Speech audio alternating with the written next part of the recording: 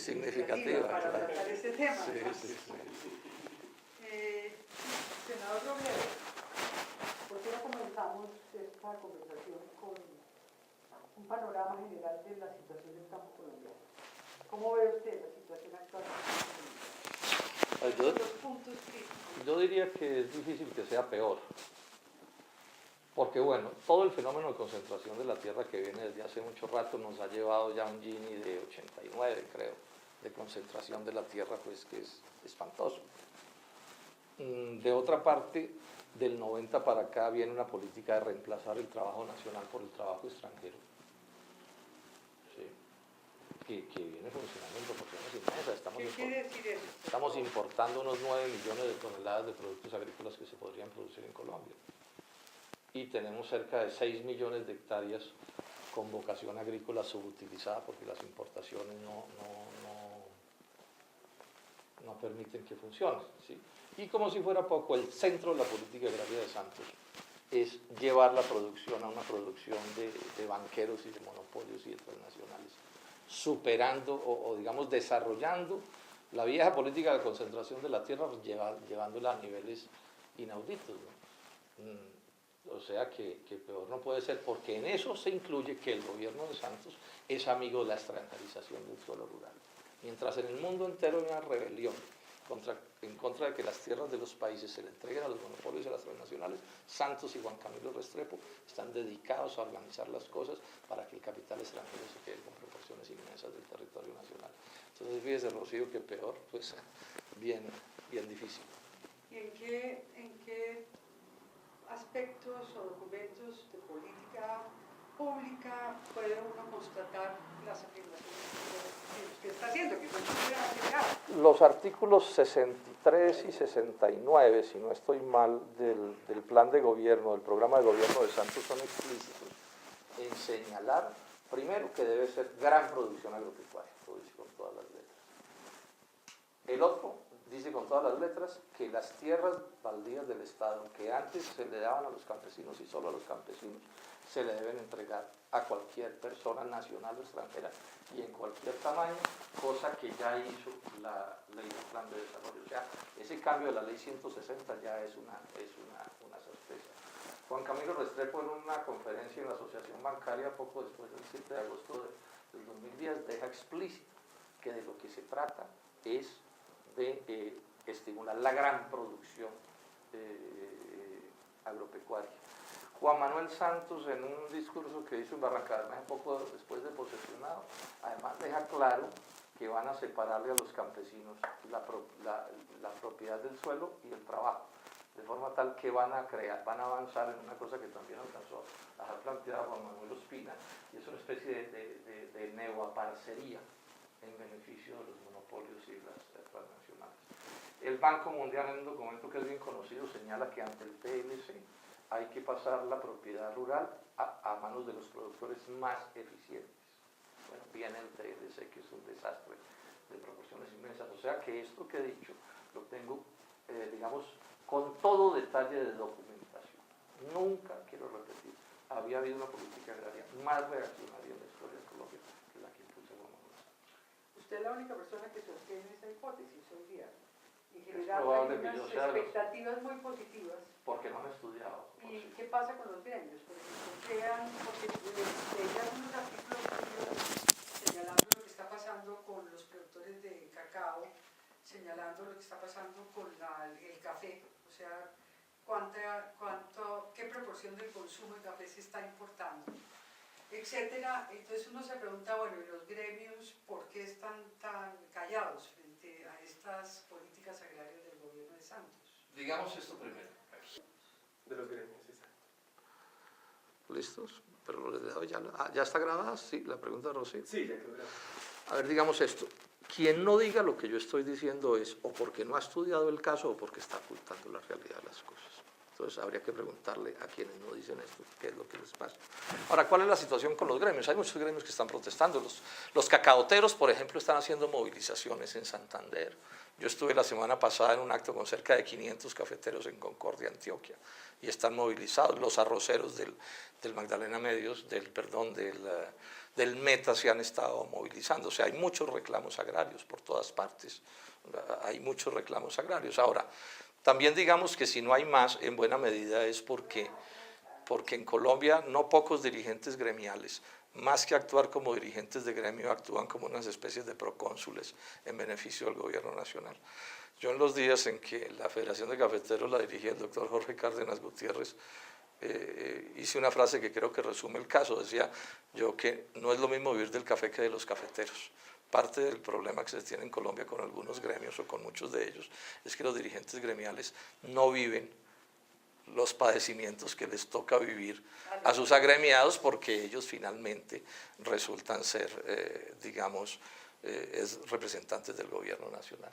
Acaban de poner de viceministro de Defensa a un exdirigente gremial y está en la India de embajador, el que debió haber defendido a los pequeños industriales del TLC con Estados Unidos. Bueno, ¿cuáles son los principales aportes, en su opinión, del informe del PNUD al conocimiento de la situación rural colombiana y a la solución? Porque el informe aspira a tener propuestas, ese informe, no solamente a hacer un diagnóstico. Ese informe señala una cosa que es bien conocida, pero la confirma, que es la gran concentración de la tierra rural en Colombia, de la propiedad rural. Ya hemos dicho, es una de las concentraciones de la tierra rural peores del mundo, o la peor del mundo. Eso pues se podría discutir. Me llama, sin embargo, la atención muchísimo ese informe del PNUD, el silencio sobre el problema de las importaciones. Yo con franqueza tengo que decir, Rocío, que no logro entender cómo se hacen análisis de los problemas agrarios de Colombia y no se considera con toda seriedad el problema de las importaciones agropecuarias. Es que están reemplazando el trabajo nacional por el extranjero, ¿sí? Y eso pienso yo que es lo peor que le puede suceder a cualquier agro. Ese tema no se trata, ¿sí? Y creo que tampoco se trata, si no me equivoco, Rocío, el caso de la extranjerización del suelo rural, que es ese es un debate mundial. Ahora, Juan Camilo Restrepo me ha dicho en 2 ocasiones, en debates en el Senado, que al gobierno le parece muy bueno que los extranjeros se queden con la tierra rural en Colombia. Y ese tampoco es tema de comentario. Esto lo digo con esta advertencia. Quien quiera defender la extranjerización del suelo rural o quien quiera defender las importaciones agropecuarias de bienes que se podrían producir en Colombia, pienso yo está en toda la libertad de hacerlo. Lo que sí no entiendo o no puedo aceptar es que saquen eso de la ecuación.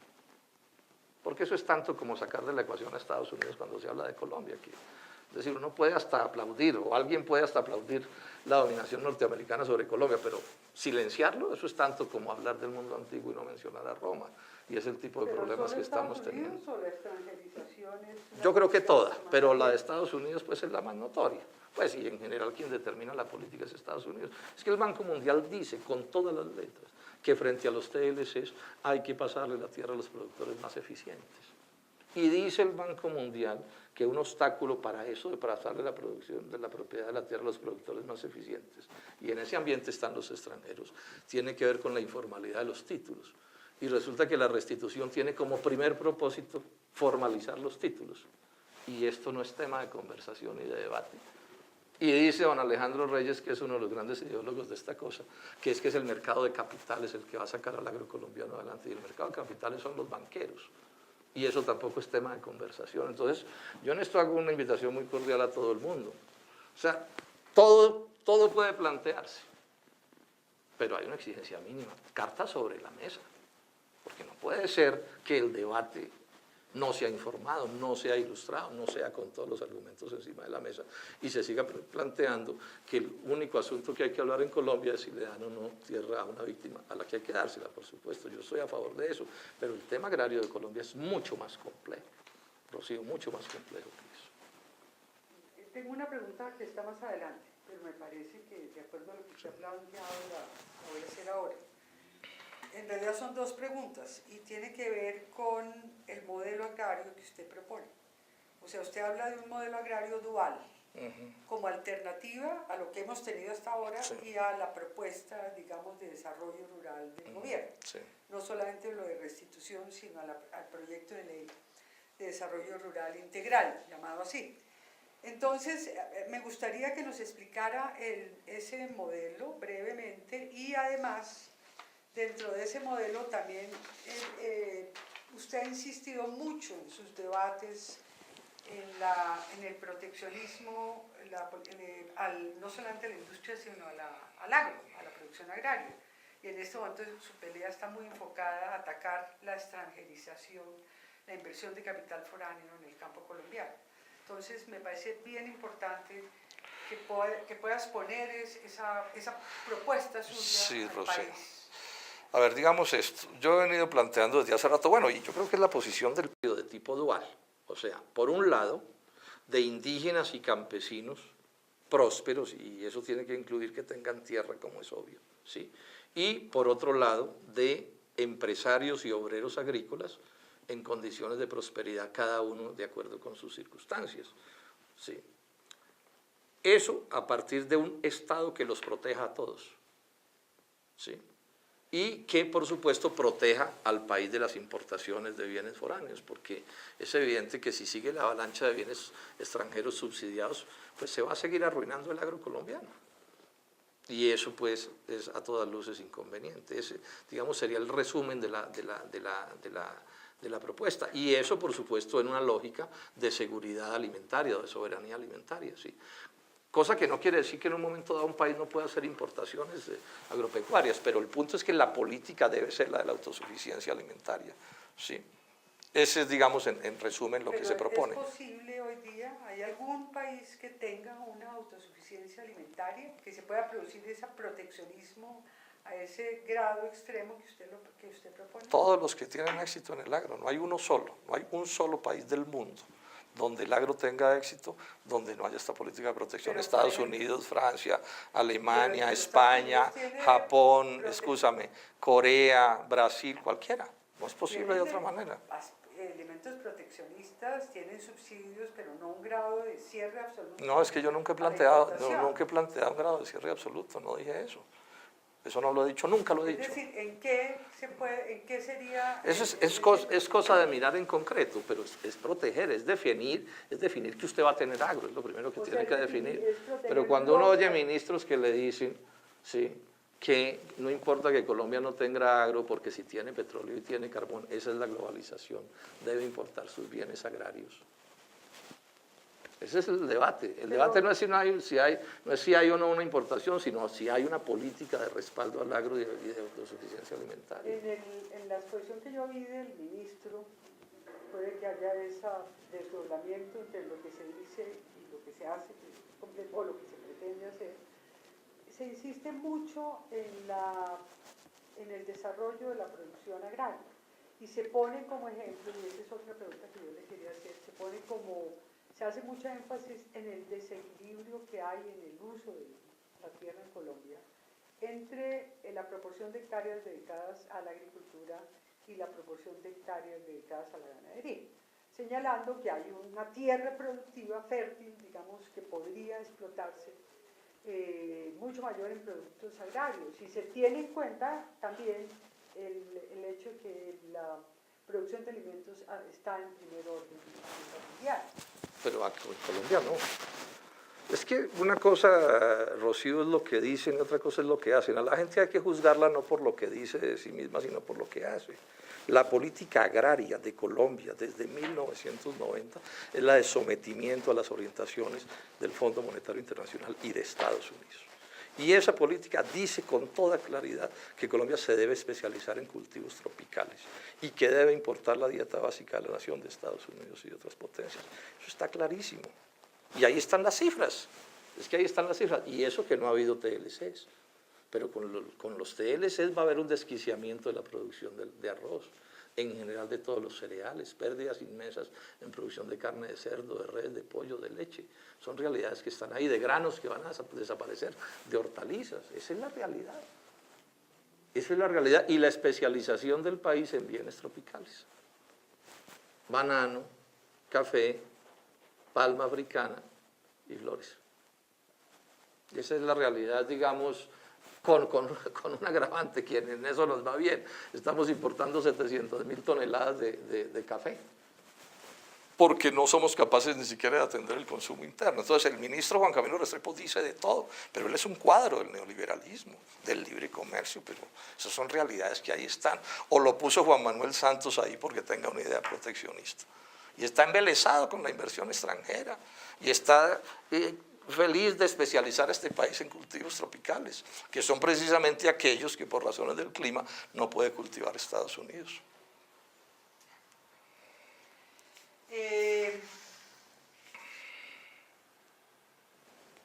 Volviendo a las políticas del gobierno y a su propuesta, la del MOIR y el polvo, en últimas, ¿cómo resolver el desequilibrio en la distribución de la propiedad de la tierra y en el uso de la tierra? Yo creo que el Estado debe impulsar políticas, bueno, primero, que dejen de concentrar, que no auspicien más la concentración de la tierra. Es que en Colombia la tierra se concentra de dos maneras, Rocío. Uno, que es el problema de la violencia, que concentra tierra, por supuesto.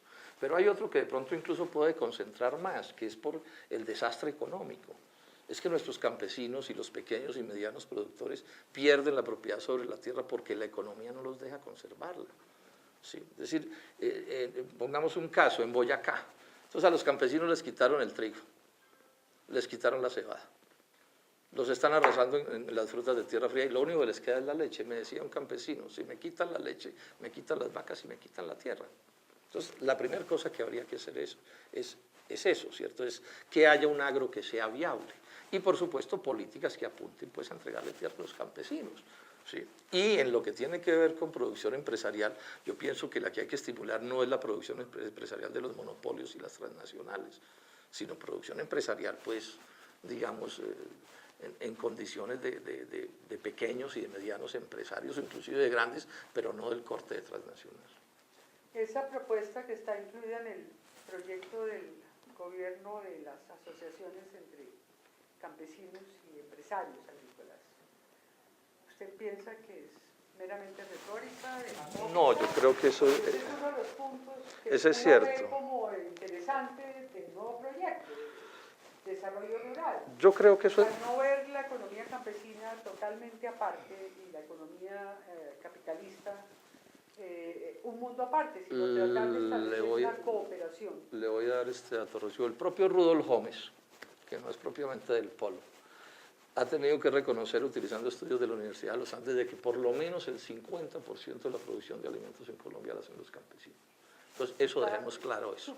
Bueno, y dejemos claro lo positivo de la propiedad campesina, porque es que la propiedad campesina es primero una distribución más democrática de la tierra y es generar mercado interno y un poco de cosas. Primera cosa que dejo claro.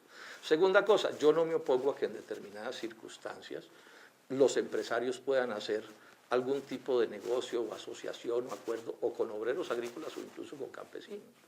Pero lo que yo sí no puedo compartir es que el peso del Estado se ponga para que los campesinos no sean campesinos libres, sino semisiervos o neoaparceros de los monopolios y las transnacionales.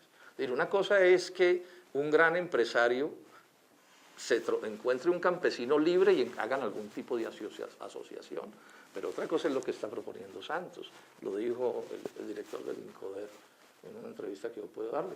Campesino de las catas, por ejemplo, en el caso de esa finca de Ayapay, que no se asocie con la Nacional de Chocolates, se va del predio. Eso no me parece democrático y no puedo estar de acuerdo con eso, porque es inaceptable la tesis de que la única forma de producción agraria es la del monopolio, la transnacional. Eso me parece que no es de signo democrático, ni conduce al desarrollo del país, y por el contrario, va a terminar llevando el Gini a 100. Sí, que, cosa que no me sorprendería al final de este gobierno.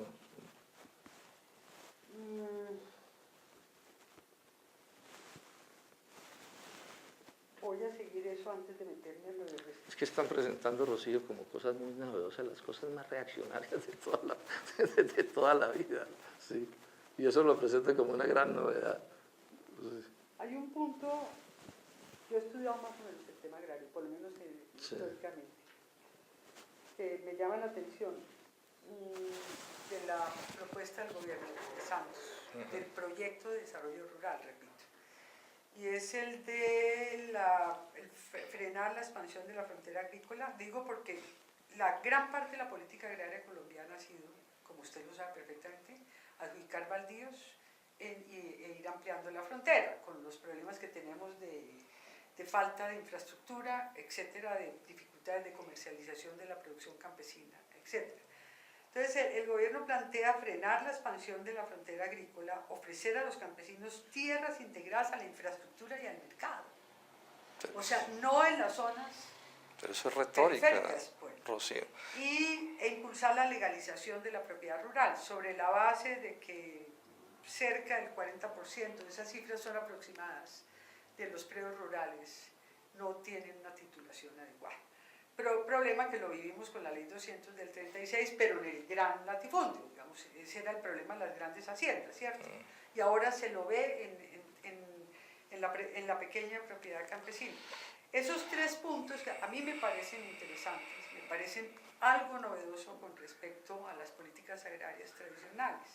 Entonces me parecería importante que usted comentara. Sí, lo primero es esto, Rocío, mire, con respecto a no acrecentar la frontera agrícola, pues esa es una de las inmensas cuentos del gobierno, porque el gobierno lo que está es dedicado, primero a que las tierras de la altillanura se le puedan entregar a los monopolios y a las transnacionales, para promover haciendas de 30 y 40 mil hectáreas, como lo dejó planteado Álvaro Uribe y como está haciendo Juan Manuel Santos en este momento, y para eso cambiaron la ley 160. O sea, que ¿cuál control de la frontera agrícola si van por toda la altillanura, inclusive para entregársela a los extranjeros? Mientras no hay vías terciarias en las zonas, digamos, ya abiertas, agrícolas de Colombia, le van a invertir más de 2 billones de pesos a una vía Puerto Gaitán, Puerto Carreño. ¿Eso es controlar la frontera agrícola? Retórica del gobierno nacional. Lo segundo, con respecto a la legalización de los títulos, yo no me opongo a que se legalicen los títulos, me parece que es una cosa mínimamente, llamémosla modernizante o civilizatoria, como se quiera llamar, pero para mí está claro que de lo que se trata es de legalizarles títulos para pasarles las tierras, como dice el Banco Mundial, a los productores más eficientes. Pero es que está en la propia ley de víctimas, Rocío, creo que es el artículo 99, el que establece que puede haber restitución sin entregarle la tierra a la gente. Dice Juan Camilo Restrepo, una cosa es el derecho a la restitución y otra cosa es el derecho al retorno. Y en la Ley de Desarrollo Rural viene el derecho de superficie. ¿Sí? Ha hecho una frase excelente sobre eso Luis Jorge Garay, ¿no? Se trata de crear un rentismo paupérrimo. ¿Sí? A los campesinos colombianos lo que están calculando es que podrán seguir siendo hasta dueños de sus tierras, pero no explotándolas directamente. Lo dice con todas las letras Juan Manuel Santos en el discurso de Barranca Bermeja. Dice, es que nuestros campesinos serán los más felices porque tendrán derecho a un ingreso por su tierra y a otro ingreso por su trabajo. O sea, serán propietarios de predios sobre los que serán jornaleros. Ese es el tipo de propuesta que se está haciendo. Yo a eso pues no le veo nada democrático realmente, lo veo como una política de capital financiero profundamente retardataria. Así el gobierno la presente como grandes cosas, pero le insisto, no resiste análisis. ¿Cómo así que no acrecentar la frontera agrícola? Si lo que están haciendo es que van por 10 millones de hectáreas a la altillanura. Ahora, hay una cosa que quedó tocada en el plan de desarrollo que yo no he podido descifrarla, pero sería interesante que los que son más estudiosos de estos temas le echaran ojo. Viene toda una reforma de la ley de, ¿cómo se llama?, de las normas de tierras, eso tiene un nombre, de las tierras de bosques, ¿no? Pero eso tiene un nombre, de las reservas forestales. Viene una reforma inmensa de las reservas forestales, yo quisiera saber a qué se da. Pero yo me sospecho que esa fortalecer, la gran propiedad. Porque es que es la gran propiedad en lo que están. El señor Efremovich, de intermediario de unos gringos, quedándose con las tierras de los que eran de los Marulanda en La Gloria, en el Cesar. Eso es lo que está caminando, esas son las realidades, esas son las cosas que están caminando. A ver, hay un tema que a mí me preocupa bastante, que nunca lo encuentro, sobre el cual yo no considero, que es el de los trabajadores asalariados del campo. Es decir, si uno mira el informe del PNUD, e incluso también el proyecto de ley de desarrollo rural del gobierno. No hay mención de los trabajadores asalariados. Es decir, todavía el problema agrario en Colombia se ve mucho, está muy centrado en el problema de la propiedad, del acceso de los campesinos a la propiedad de la tierra. Pero cuando uno mira las cifras, los informes, los estudios sobre empleo rural, y encuentra que más del 40% de la mano de obra es asalariada. Y ve las condiciones, o sea, la pobreza, lo que usted ha señalado del Gini, ve lo que el salario mínimo no rige en el campo, ve que se evade, se elude gran parte de la legislación laboral, y uno se pregunta por qué ese tema, que no es secundario. O sea, el capitalismo agrario en Colombia no es una cosa marginal. Entonces, ¿qué pasa? ¿Por qué el ocultamiento? ¿Por qué no se le pone bolas al problema de las condiciones laborales en el campo? Sí, o sea, hay una cosa que es evidente, y es que la parte principal del proletariado rural colombiano pues ha estado funcionando por fuera, digamos, de la legislación laboral, y exceptuando casos de bananeros, parcialmente, de cañeros, sí, por eso de cañeros, de ahora palma africana. Pues la política ha sido una política bueno, no solo rural, urbana. Este es un país que persigue ferozmente al sindicalismo y a la organización sindical, no solo en las zonas rurales, sino en las zonas urbanas. O sea que no sorprende que eso no sea parte del asunto. Ahora, por las luchas agrarias ha habido un cierto, digamos, desarrollo de eso, ¿no? Digamos, en la zona bananera han podido crearse sindicatos, ¿sí? Aun cuando una parte muy grande de los trabajadores están tercerizados. En los ingenios azucareros también ha habido algún avance en eso, en las zonas palmeras ha habido algún avance. Otros tipos de productos donde la forma de trabajo, por ejemplo en el café, ¿sí?, hace más difícil la constitución de sindicatos, pero eso realmente nunca ha sido preocupación en Colombia. Los gobiernos y las normas han estado montadas en contra, pues, de esas posibilidades de sindicalización, ¿sí? Y una parte de esos, de acuerdo con la constitución, se debían volver propietarios, ¿sí? Eso se supone que ese es, digamos, una parte importante de los obreros agrícolas. Unos son profesionales, en el sentido en que no poseen ninguna tierra, pero otros muchos son campesinos pobres, ¿cierto? Bueno, eso antes de la reforma de Santos, esta que contaba yo del Plan Nacional de Desarrollo de la Ley 160, eran candidatos para volverse propietarios, campesinos libres. En la concepción de Santos no. En la concepción de Santos o seguirán de obreros agrícolas o, si les va bien, terminarán con algún tipo de sociedad, ¿cierto?, con un monopolio o una transnacional. Bueno,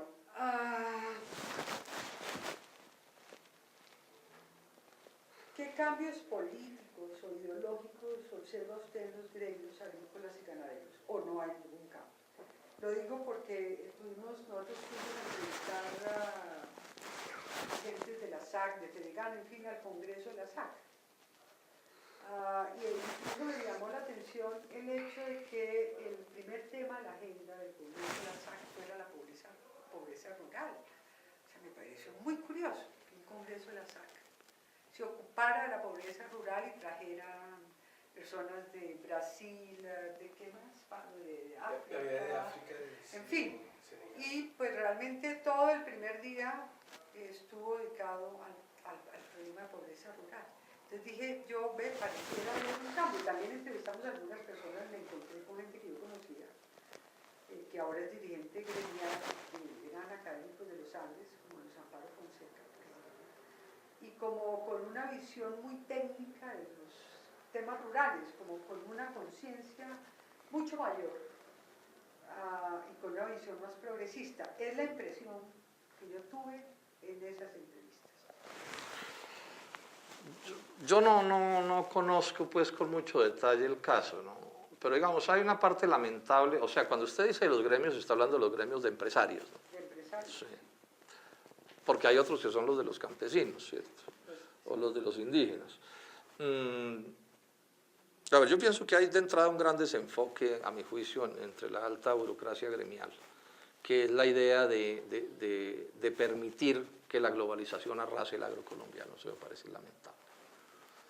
Y me parece también lamentable que cada uno esté un poco en la cosa de ver cómo se salva a sí mismo, ¿no? Sí, pues digo yo como sector gremial, para no entrar en asuntos pues personales, donde pues, también podría estar esa concepción, ¿sí? Porque lo cierto es que al país le están arrebatando cualquier posibilidad de desarrollo agrario que valga la pena, ¿sí? Ese es un hecho cierto y es lamentable, ¿no? O sea, esa especie como de actitud de adoradores, ¿cierto?, de unas políticas que han fracasado a escala mundial y que fracasan rotundamente en Colombia. Esa es una parte que es muy lamentable. Y eso los lleva a volverse, digamos, excesivamente sometidos a las decisiones del gobierno. ¿Sí? Entonces, como el gobierno echa un discurso de la pobreza, que repito, creo que yo que es más retórico que cualquier cosa, pues entonces eso se repite, pero hasta dónde eso se está modificando no lo veo claro. ¿No cree que haya realmente un cambio importante en los gremios? No, en Santos. Ah, en Santos. En Santos, y los gremios más o menos marcan el ritmo que les marca el presidente, ¿sí? Pero hay cosas, pero hay cosas importantes que tienen que ver mucho con la lucha de la gente, ¿cierto? Por ejemplo, la decisión de los ingenios de azucareros de acordar que existan sindicatos entre los corteros. Yo pienso que ese es un avance democrático, que es importante y que hay que resaltar. Y yo creo que ese es parte del trabajo del polo. Y tiene que ver con el asunto de este modelo de tipo dual que yo planteo, ¿cierto? Y es cómo lograr que el empresariado entienda que la relación civilizada con los trabajadores debe ser una relación en la que los trabajadores tengan el derecho a organizarse y puedan tener una vida mejor que la que tenían, la que pueden tener en otras circunstancias, ¿sí? Es decir, de otra manera no va a ser sensato lo que se está haciendo y va a estar lleno de conflictos y de problemas. Ahí anoto, digamos, ese avance. Ahora, que sean todos los gremios, tampoco creo. El mundo de los gremios es un mundo que es diverso y no son iguales unas circunstancias que otras, ¿no? Sí. Pero usted empieza uno de sus artículos justamente citando al presidente de Fedegan, o sea, citando las cifras de pobreza para mostrar cómo hay ya en el país al menos un reconocimiento. Pero el problema de la pobreza rural es supremamente... Pero realmente la cita que hago del presidente de Fedegan, esa que usted cita, señalo lo de la pobreza, porque digamos es una manera de yo decir, bueno, no lo digo yo, lo dicen, pero tiene un asunto que es más interesante, y es que señala que el modelo agrario ha fracasado. Es el punto central del debate. El punto central del debate es, aquí llevamos 20 años de libre comercio, y el balance es ¿cuál? Ese es el centro de la discusión. Yo creo que con el modelo agrario pasa como con la ley 100, ha fracasado. Pero entonces aquí hay unos cuantos, ¿cierto?, que se empeñan contra la evidencia de sostener un modelo agrario que es un fracaso. ¿Sí? O sea, más fracasado no puede ser. Lo dice el presidente de Fedegan y lo tiene que decir cualquier persona medianamente ilustrada, ¿sí? Pues que esté dispuesta a tomar la verdad de los hechos, porque es que aquí mucha gente habla de acuerdo cómo le va a su bolsillo. Entonces, si es un determinado agricultor que está fuertemente subsidiado por el Estado y a él le va bien, entonces dice que el modelo agrario es maravilloso. Pero lo que tenemos aquí es un desastre de modelo agrario. Entonces yo hago una propuesta, digo, bueno, pues miremos a ver qué hacemos. Si esto es un fracaso, miremos a ver qué hacemos. Y tomo en ese mismo artículo, digo, bueno, Homes dice, ¿cierto?, que no es cierto que los campesinos sean un desastre como han querido presentarlos. No lo digo yo, lo dice Homes, a partir de un estudio en la Universidad de los Andes. Yo creo en eso. Yo creo que para ese modelo dual que yo planteo, pues es importante reconocer que los campesinos sí pueden ser productivos, ¿sí? Y sí pueden tener una racionalidad que se puede defender y que sí pueden contribuir positivamente con el progreso del país, porque no acepto la tesis de que el único campesino bueno es el que está muerto o no es campesino. ¿Cierto? Ahora, que es lo que están intentando, es lo que está intentando montar Santos, ¿cierto? O no está en el agro o no sé qué, pero eso sí no es campesino. Eso es lo que están diciendo con todas las letras. El que el único campesino es el que sea súbdito de un monopolio. Y ese no es un campesino, eso es otra cosa, usted sabe eso, Rocío. Bueno, entremos ahora entonces a la ley de reparación. Me parecería bueno que resumiera sus críticas a esta ley, que han sido sumamente fuertes. Yo le preguntaría, senador, si se puede mejorar esta ley en su aplicación o sería mejor derogarla. O sea, porque uno lee lo que usted dice, bueno, es un desastre la ley de también usted ha señalado, y me parece interesante que nos lo sintetice, una serie de críticas a las cifras de restitución que ha publicitado el gobierno.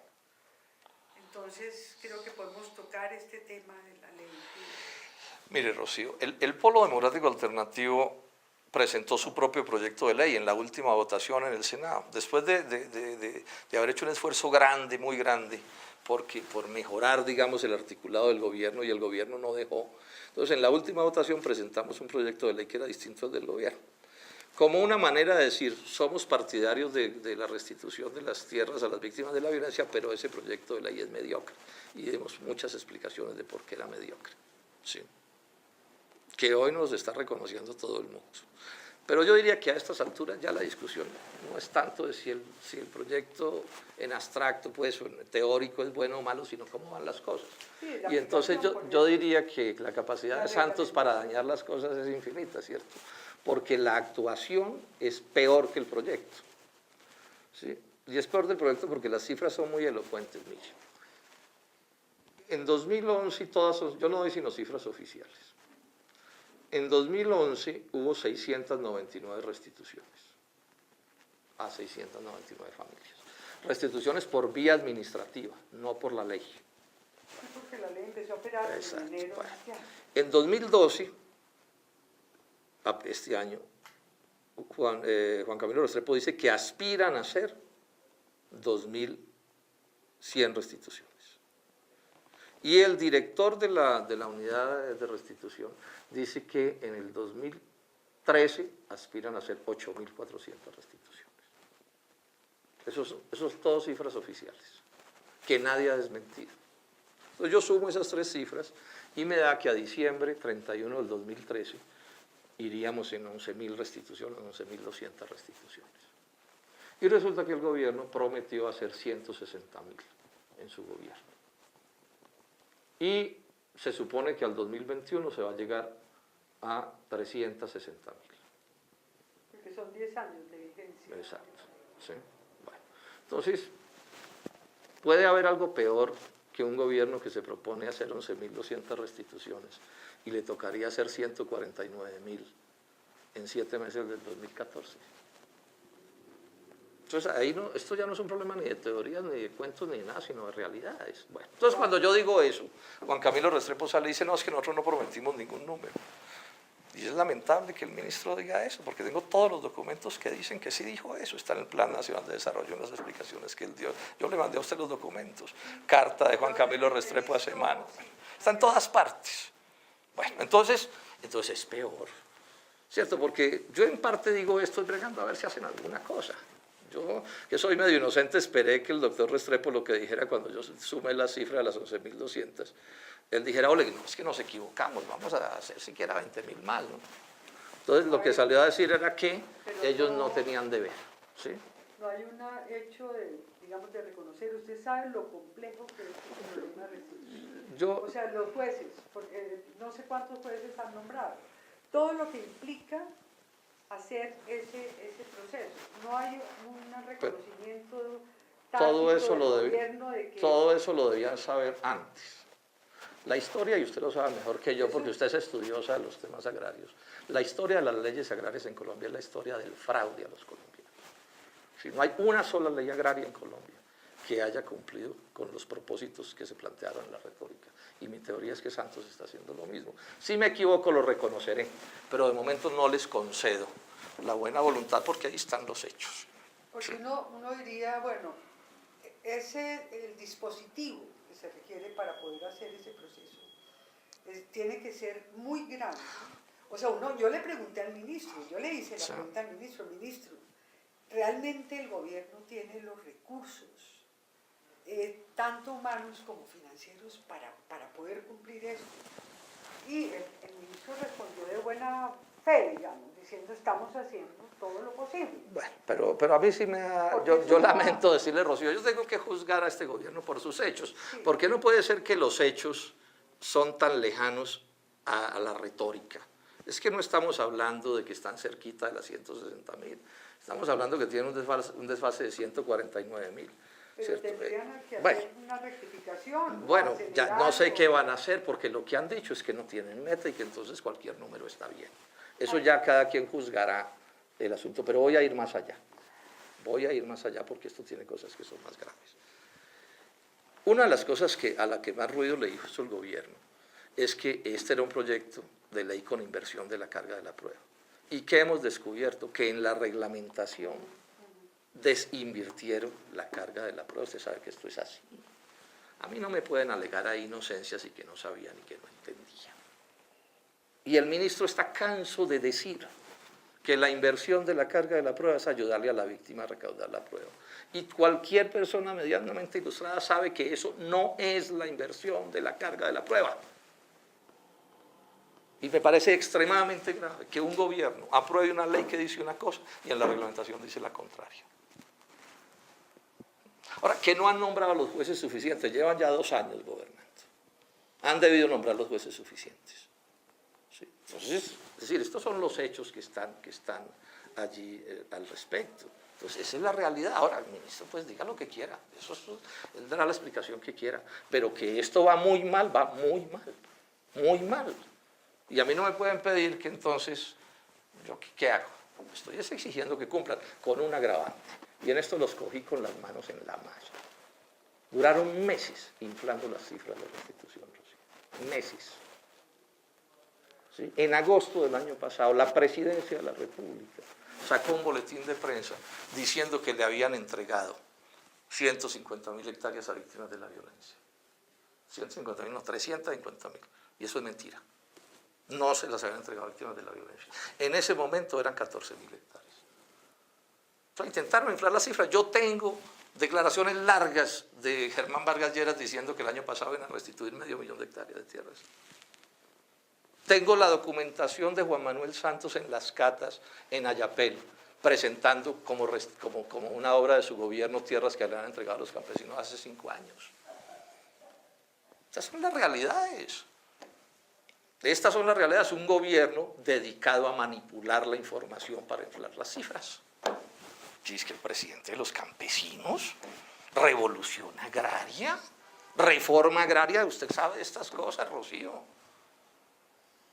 Es decir, los campesinos esos que llevan a esas marchas, todos campesinos buenas personas y queridos y honrados que yo quiero mucho, supieran la verdad de las cosas, esas manifestaciones serían contra Santos. Y si los colombianos todos supieran lo que usted y yo sabemos de estas cifras, pedirían que a Santos los llevaran a sábados felices. ¿Sí? Porque eso es lo que hay aquí, retórica, carreta. Pero además ya estoy con las cifras, aquí las tengo, de cómo van a ser las indemnizaciones, y le adelanto esto. La indemnización administrativa que Santos está otorgando es bastante inferior a la que se otorgaba en el gobierno de Uribe. Y la ley de víctimas se hundió, y la hundió el Partido Liberal con el Polo, pero el Partido Liberal la hundió porque el monto de la indemnización era muy pequeño. ¿Cómo se llama? En el gobierno de Uribe. En el gobierno de Uribe. ¿Sí? Entonces, ¿Se fija por ley o por decreto? por decreto, esa es una de las fallas grandes, Una una de las cosas graves de la ley de víctimas que la planteamos los del Polo oportunamente es que le daba demasiado poderes al presidente de la República, ¿cierto? O sea, quedaba casi que todo discrecional del presidente para hacer lo que se le antojara, y bueno, ya vemos qué es lo que están haciendo. Ya vemos qué es lo que están haciendo con la reglamentación. Entonces, en la reglamentación niegan la ley. Pero eso sí, la retórica la mantiene el presidente de los campesinos colombianos, el doctor Santos. Entonces aquí como a Obama cuando le dieron el premio Nobel, ¿no? Que primero hagan las cosas y que después le den el título. Sería lo mínimo, que es lo que yo le estoy pidiendo a Santos, hagan algo, ¿es cierto? Pero no puede ser que anden pues ganando a Marías con indulgencias ajenas o con las indulgencias de nadie, ¿no? Sí. La última pregunta. Sí. ¿Qué proponen el MOIR y el Polo para resolver el conflicto armado colombiano? Nosotros creemos, esa es la posición del Polo, que debe haber 2 cosas decimos al respecto. La primera, que rechazamos la lucha armada en Colombia, que estamos en contra del secuestro particularmente y de cualquier acto terrorista, eso está dicho en el ideario del Polo, Rocío, con todas las letras. Y usted sabe que es la posición del MOIR de 40 años. Sí. Si eso no lo dijera el Polo, nosotros nunca hubiéramos entrado al Polo. Bueno. Pero además también decimos que creemos que lo mejor es que haya una solución política a ese conflicto, o sea, que de alguna manera, ¿cierto?, quienes desafían al Estado con las armas, pues me refiero a la guerrilla, y el Estado encuentren terrenos y puntos en los que ponerse de acuerdo. Yo agregaría que estoy seguro que así actuará el Polo, y yo particularmente no le pondremos ningún palo a la rueda a ese proceso. Que el gobierno, o sea, que las partes, que finalmente son los que tienen que resolver, encuentren cómo ponerse de acuerdo a ver si cesa la violencia en Colombia y el Estado recupera el monopolio sobre las armas. ¿Y usted ve que se están abriendo? Es tan difícil, ¿no? Ese es un tema muy difícil. Porque hay cierto pues yo quisiera ser optimista, pero... Un optimismo moderado hay en... O sea, tendrían que ser tan grandes las modificaciones o de la guerrilla o del gobierno en sus concepciones. O sea, lo digo de otra manera. Salvo modificaciones muy grandes en las concepciones o de los unos o de los otros o de los dos, pero modificaciones muy grandes, Rocío. Veo bien difícil que puedan encontrarse en un terreno en el que se puedan poner de acuerdo. ¿Y el Polo no puede jugar un papel político mucho más protagónico, más activo? Tengo la impresión de que el Polo está un poco... No, el Polo en esto actúa con una... actuamos con una realidad, pienso yo, ¿no? Aun cuando esto podrá discutirse. Es que no somos ni el gobierno ni la guerrilla. Entonces, por ejemplo, saber hasta dónde la guerrilla está dispuesta a modificar sus puntos de vista o saber hasta dónde el gobierno está dispuesto a modificar sus puntos de vista, eso solo lo saben ellos, ¿no? Pero fíjese una cosa curiosa que acabo de caer en cuenta, y es que en la cuestión esta de la paz han sido mucho más activas las organizaciones de la sociedad civil, sí, que los partidos políticos. Sí. O sea, uno dice, ¿por qué los partidos políticos? Eso me parece bien respetable. Porque no se la juegan en unos temas tan pero cruciales. ¿cómo no la jugamos? ¿Le parece poco el ejemplo? ¿Le parece poco tenerlo puesto en el ideario de unidad? Lo que tenemos dicho en el ideario de unidad, puede haber mayor aporte a la paz en Colombia, ¿cierto? Que la unidad de la izquierda en Colombia se haya montado en eso. Bueno, eso es lo que estamos defendiendo. Ese es el punto de vista del Polo. No es poca cosa, a eso le debieran, aun cuando fuera eso, le debieran hacer un reconocimiento. No es poca cosa, aun cuando fuera eso. Ahora, si hay organizaciones que se especializadas en atender... Bueno, le parece poco, un debate de 40 años, Rocío, usted sabe, es un debate de 40 años. No, le parece poco no ser un obstáculo en nada. Facilitamos todo, no seremos palo en la rueda, pónganse de acuerdo casi que en el terreno que ustedes quieran, señores de la guerrilla. No, pero es que eso es lo que está dicho. Sí, o sea, estamos por una solución política del conflicto armado. Esa solución política, ¿quién tendrá que tramitarla? Ellos, pues los que están en eso. Que si se lograra una paz, pues realmente eso sería muy buenísimo, imagínate. Para el país me va a decir eso a mí que llevo diciéndolo 40 años. Eso, pero particularmente para la izquierda. Pues obvio, pero si estoy diciendo eso hace 40 años, usted sabe eso, 40 años diciendo lo mismo. ¿Cierto? Pero el punto es que como no depende de quienes, no somos ni Estado, ni somos los grupos armados que desafían al Estado, o sea, son ellos los que tienen que resolver eso. Ahora, si se crean organizaciones especializadas en ese tema, pues muy respetable lo que hacen, ¿no? Nos parece muy bien. Bueno, ¿hay algún tema que quiera tocar? No, lo que no veo es cómo van a editar esa cosa tan larga, para que eso quede bien. 1 hora en punto. Sí. 50 minutos. Oiga, Rocío, pero estoy preocupado, la veo a usted muy convencida de Santos. No. Le pido un favor, hágame ese favor, léase esos 3 artículos que le mandé y léase los enlaces que tienen esos 3 artículos para que usted se sorprenda. Usted no crea que yo trago entero, lo que pasa es para que se lea, pero es que veo que no ha leído estas cosas que yo le estoy mencionando. Los voy a leer, pero llevo 3 meses, además, bueno, yo no sé si vio mi libro, son 800 páginas de historia agraria colombiana. No, sí, eso me parece muy bien, pero me refiero a esto. Y he leído, me leo todo.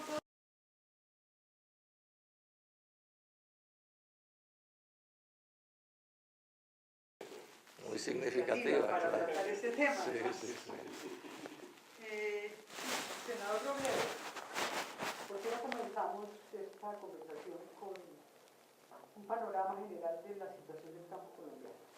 ¿Cómo ve usted la situación actual del campo colombiano? Los puntos críticos. Yo diría que es difícil que sea peor, porque bueno, todo el fenómeno de concentración de la tierra que viene desde hace mucho rato nos ha llevado ya a un Gini de 89, creo, de concentración de la tierra, pues que es espantoso. De otra parte, del 90 para acá viene una política de reemplazar el trabajo nacional por el trabajo extranjero, ¿sí? que viene funcionando en proporciones inmensas. ¿Qué quiere decir eso? Estamos importando unos 9 millones de toneladas de productos agrícolas que se podrían producir en Colombia. Y tenemos cerca de 6 millones de hectáreas con vocación agrícola subutilizada porque las importaciones no permiten que funcione, ¿sí? Y como si fuera poco, el centro de la política agraria de Santos es llevar la producción a una producción de banqueros y de monopolios y de transnacionales, superando o digamos desarrollando la vieja política de concentración de la tierra, pues, llevándola a niveles inauditos, ¿no? O sea que peor no puede ser, porque en eso se incluye que el gobierno de Santos es amigo de la extranjerización del suelo rural. Mientras en el mundo entero hay una rebelión en contra de que las tierras de los países se le entreguen a los monopolios y a las transnacionales, Santos y Juan Camilo Restrepo están dedicados a organizar las cosas para que el capital extranjero se quede con proporciones inmensas del territorio nacional. Entonces, fíjese, Rocío, que peor, pues bien difícil. ¿Y en qué aspectos o documentos de política pública puede uno constatar las afirmaciones que usted está haciendo, que son muy generales? Los artículos 63 y 69, si no estoy mal, del plan de gobierno, del programa de gobierno de Santos son explícitos en señalar, primero, que debe ser gran producción agropecuaria, lo dice con todas las letras. El otro dice con todas las letras que las tierras baldías del Estado, que antes se le daban a los campesinos y solo a los campesinos, se le deben entregar a cualquier persona nacional o extranjera y en cualquier tamaño, cosa que ya hizo la ley del plan de desarrollo. O sea, ese cambio de la ley 160 ya es una certeza. Juan Camilo Restrepo, en una conferencia en la Asociación Bancaria poco después del 7 de agosto del 2010, deja explícito que de lo que se trata es de estimular la gran producción agropecuaria. Juan Manuel Santos, en un discurso que hizo en Barrancabermeja poco después de posesionado, además deja claro que van a separarle a los campesinos la propiedad del suelo y el trabajo, de forma tal que van a avanzar en una cosa que también alcanzó a dejar planteada Juan Manuel Ospina, y es una especie de neoaparcería en beneficio de los monopolios y la discutir. Me llama, sin embargo, la atención muchísimo ese informe del PNUD, el silencio sobre el problema de las importaciones. Yo con franqueza tengo que decir, Rocío, que no logro entender cómo se hacen análisis de los problemas agrarios de Colombia y no se considera con toda seriedad el problema de las importaciones agropecuarias. Es que están reemplazando el trabajo nacional por el extranjero, ¿sí? Y eso pienso yo que es lo peor que le puede suceder a cualquier agro. Ese tema no se trata, ¿sí? Y creo que tampoco se trata, si no me equivoco, Rocío, el caso de la extranjerización del suelo rural, que es otro, ese es un debate mundial. Ahora, Juan Camilo Restrepo me ha dicho en 2 ocasiones, en debates en el Senado, que al gobierno le parece muy bueno que los extranjeros se queden con la tierra rural en Colombia. Y ese tampoco es tema de comentario. Esto lo digo con esta advertencia. Quien quiera defender la extranjerización del suelo rural o quien quiera defender las importaciones agropecuarias de bienes que se podrían producir en Colombia, pienso yo está en toda la libertad de hacerlo. Lo que sí no entiendo o no puedo aceptar es que saquen eso de la ecuación. Porque eso es tanto como sacar de la ecuación a Estados Unidos cuando se habla de Colombia. Es decir, uno puede hasta aplaudir, o alguien puede hasta aplaudir la dominación norteamericana sobre Colombia, pero silenciarlo, eso es tanto como hablar del mundo antiguo y no mencionar a Roma. Y es el tipo de problemas que estamos teniendo. ¿Pero solo Estados Unidos o la extranjerización es Yo creo que toda, pero la de Estados Unidos pues es la más notoria. Pues y en general quien determina la política es Estados Unidos. Es que el Banco Mundial dice con todas las letras que frente a los TLCs hay que pasarle la tierra a los productores más eficientes. El Banco Mundial, en un documento que es bien conocido, señala que ante el TLC hay que pasar la propiedad rural a manos de los productores más eficientes. Bueno, viene el TLC, que es un desastre de proporciones inmensas. O sea que esto que he dicho lo tengo, digamos, con todo detalle de documentación. Nunca, quiero repetir, había habido una política agraria más reaccionaria en la historia de Colombia que la que impulsa Juan Manuel Santos. Usted es la única persona que sostiene esta hipótesis hoy día. Y Es generar probable que unas yo sea expectativas muy positivas. Porque no he estudiado. ¿Y qué pasa con los gremios? Por ejemplo, porque leían unos artículos señalando lo que está pasando con los productores de cacao, señalando lo que está pasando con el café, o sea, qué proporción del consumo de café se está importando, etcétera. Entonces uno se pregunta, bueno, ¿y los gremios por qué están tan callados frente a estas políticas agrarias del gobierno de Santos? Digamos esto primero. De los gremios, exacto. ¿Listos? Pero les dejo ya. ¿Ya está grabada? Sí, la pregunta de Rosy. Sí, ya quedó grabado. A ver, digamos esto. Quien no diga lo que yo estoy diciendo es o porque no ha estudiado el caso o porque está ocultando la realidad de las cosas. Entonces habría que preguntarle a quienes no dicen esto qué es lo que les pasa. Ahora, ¿cuál es la situación con los gremios? Hay muchos gremios que están protestando. Los cacaoteros, por ejemplo, están haciendo movilizaciones en Santander. Yo estuve la semana pasada en un acto con cerca de 500 cafeteros en Concordia, Antioquia, y están movilizados. Los arroceros del Magdalena Medios, del Meta se han estado movilizando. O sea, hay muchos reclamos agrarios por todas partes.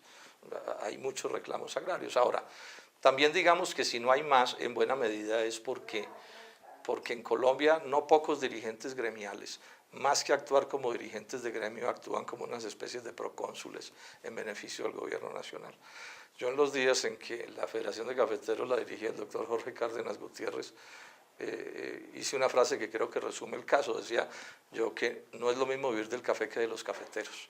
Parte del problema que se tiene en Colombia con algunos gremios o con muchos de ellos es que los dirigentes gremiales no viven los padecimientos que les toca vivir a sus agremiados porque ellos finalmente resultan ser, digamos, representantes del gobierno nacional. Acaban de poner de viceministro de Defensa a un exdirigente gremial y está en la India de embajador, el que debió haber defendido a los pequeños industriales del TLC con Estados Unidos. Bueno, ¿cuáles son los principales aportes, en su opinión, del informe del PNUD al conocimiento de la situación rural colombiana y a la solución?